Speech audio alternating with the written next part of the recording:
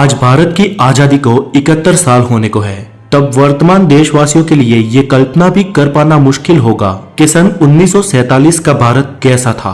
तो चलिए आज हम उस सच से पर्दा उठाते हैं और जानते हैं कि तब भारत की दशा क्या थी।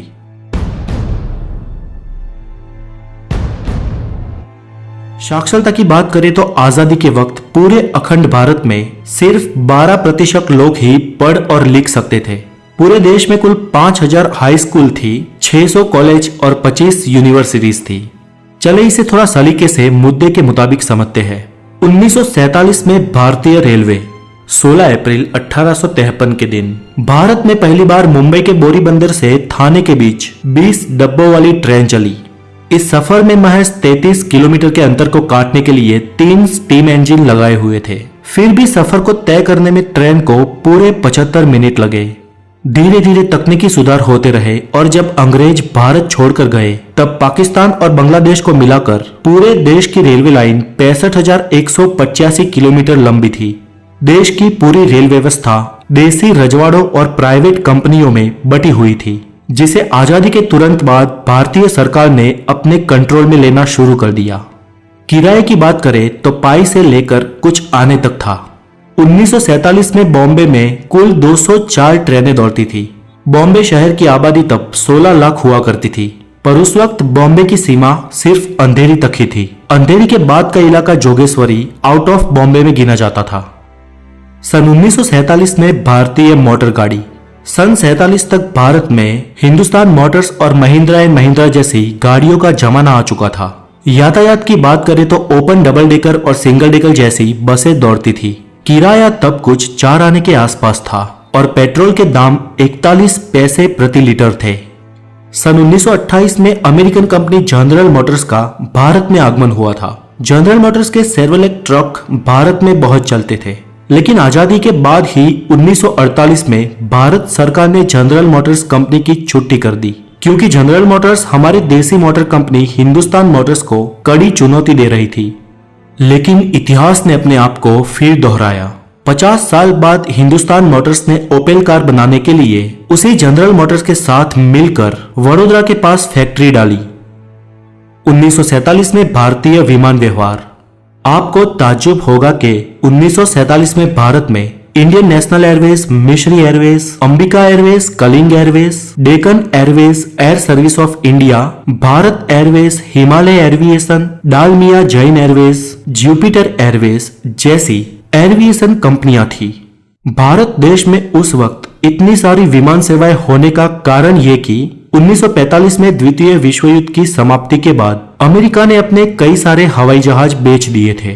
कुछ धनिक भारतीयों ने उन्हें खरीदकर एयरलाइंस का बिजनेस शुरू कर दिया। कंपटीशन इतनी तगड़ी हुई कि ज्यादातर एयरलाइंस घाटे में आ गई।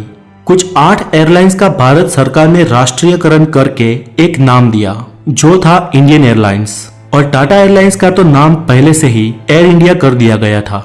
15 अगस्त 1947 के दिन भारत में कुल 15 एयरपोर्ट थे। 1947 में भारतीय मुद्रा। दोस्तों, आजादी के वक्त भारत की करेंसी रुपया ही थी, पर आजकल सोशल मीडिया पर बताए जाने वाले उसके रेट सही नहीं है। सोशल मीडिया पर आमतौर पर यह मैसेज वायरल होते हैं कि तब भारत का 1 रुपया 1 डॉलर के बराबर था, लेकिन वास्तव में सन 1947 में 1 डॉलर बराबर 3.13 इंडियन रुपीस था और 1 पाउंड बराबर 13.33 इंडियन रुपीस। बेशक रुपया तब आज की वैल्यू के मुकाबले बहुत मजबूत था।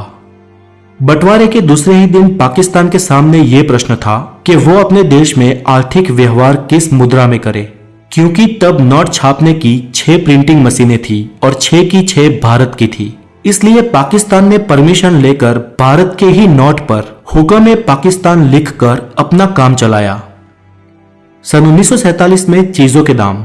तब अच्छी क्वालिटी के 1 किलो चावल 26 पैसों में मिलते थे, शक्कर 57 पैसे किलो थी, केरोसिन 23 पैसे लीटर और 55 किलो सीमेंट सिर्फ 3 रुपए में मिलती थी। तब 1 तोला गोल्ड की कीमत 103 रुपए थी। वैसे गोल्ड की कीमत विश्व युद्ध से पहले 39 इंडियन रुपीस थी, लेकिन विश्व युद्ध के बाद उसे अचानक बढ़ा दिया गया।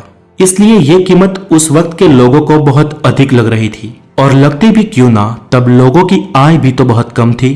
उस वक्त भारतीयों की एवरेज इनकम सालाना, आई रिपीट सालाना 265 रुपए थी।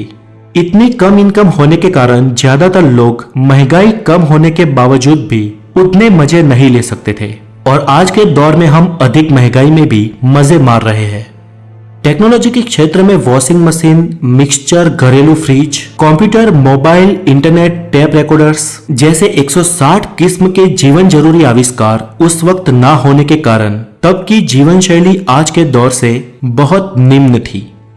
1947 में भारतीय सिनेमा आजादी के साल ही भारतीय प्रोड्यूसर्स ने कुल 283 फिल्में बनाई थी और ऑन एवरेज एक फिल्म 1.5 लाख रुपए के खर्च से बनी थी। बंटवारे के बाद भारत में कुल थिएटर्स की संख्या 1384 थी, जबकि अलग हुए पाकिस्तान में कुल 117 थिएटर्स थे।